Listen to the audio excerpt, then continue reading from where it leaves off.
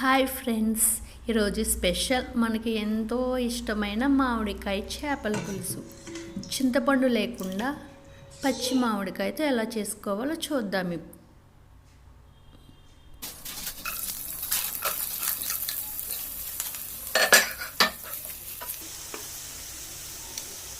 మనం first wash చేసి పక్కన పెట్టుకున్న చేప ముక్కలు వేసుకోవాలి.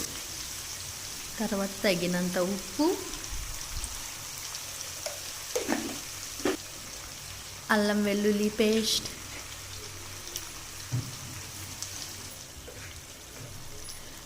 కారం. చేపల పులుసులోకి కొంచెం కారం ఎక్కువైతేనే టేస్ట్ చాలా బాగుంటుంది. మొత్తం ఒక్కసారి కలిపి మూత పెట్టుకోవాలి. ఒక 5 నిమిషాల తర్వాత ముక్కలు మునిగేంత వరకు వాటర్ పోసుకోవాలి.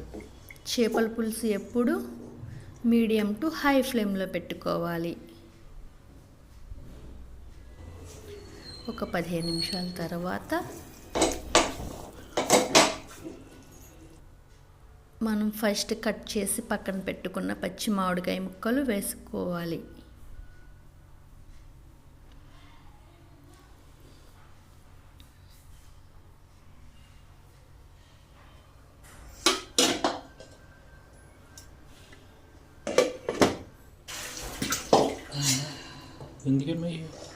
చేపల పులుసు ఎగిరినాక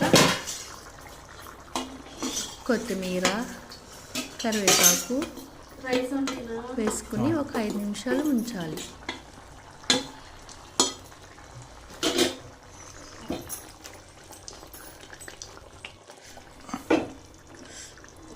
ఇప్పుడు టేస్ట్ చేపల పులుసు రెడీ.